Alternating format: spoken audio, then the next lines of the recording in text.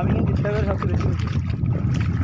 ভাই আমার দিকে লুক লুক, আমি আসার সময় পড়ে গেছি, অনেক ভিজেছি আমি, অবশ্যই খুব অবশ্যই। মজা পাচ্ছি। এখন আমি পড়ে যাবো, কোনো ঠিক নেই। কিরে এই পাড়টা কিরাম? দাঁড়া, আগে তো না যায়নি। আর তুই আমার আগে যাচ্ছিস কে?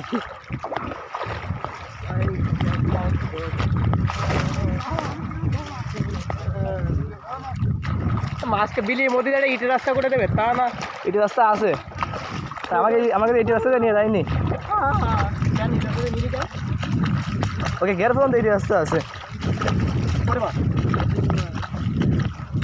আমি দেখছি পুরোটা এরকম ভাই, আমরা সাগরে মাঝখানে আছি, এই এরকম হইলেও আসতে ভালো লাগে, জায়গায় জায়গায় চর, ঠিক আছে? হ্যাঁ, কিন্তু আসলে এটা সাগর নয়, এটা আমাদের কাকাদের ডাকাতিয়া বিল।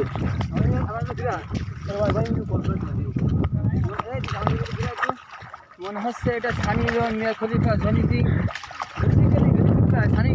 মিয়া খলিফার গুহা মনে হচ্ছে, যেখানে আমরা এসে গেছি, কারণে কোনো সুযোগই নাই।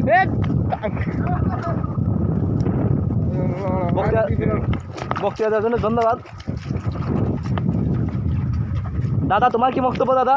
আমার বক্তব্য হলো, আমি ইতিমধ্যে এই যে আমাদের দাদা, এটাকে সত্য যে তুমি সত্য দাদা যে তুমি ওই যে যাদের যাদের যাদের নাম বললো তুমি তাদের এসে ফেসে গেছো, তুমি সেখানে বের হতে পারছো না, এটা কি সত্য দাদা? এটা মিথ্যা হলেও সত্য বলতে হবে, কারণ আমার গ্যারেন্টিটা বাড়ানো লাগবে। ও না, কারণ না বাড়ালে ব্যবস্থা হবে না। ও ভাই, জীবনে প্রথমবার দেখতে পাচ্ছি যে আমাদের জনিদা দুজনের খালের মধ্যে একেবারে ফেসে গেছে, সে সেখান থেকে বের হতে পারছে না। এটা নতুন একটা নিউজ।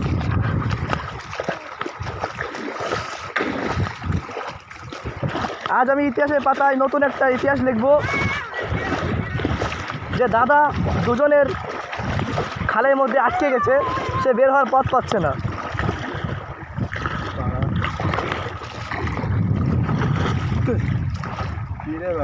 দেখো ভাই, আমাদের দাদার দুই স্ত্রীর খালটা কত ভয়ঙ্কর যে কেউ সোজাভাবে হাঁটতে পারছে না, সকলে একেবারে অবস্থা খারাপ হয়ে যাচ্ছে।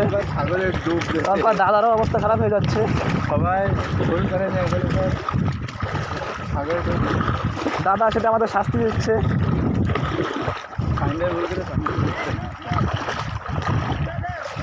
ওখানে দাঁড়াও ভাই, ওখানে দাঁড়াও।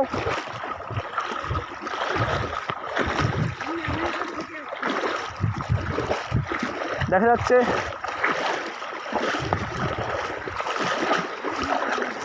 কত দূর ভাই?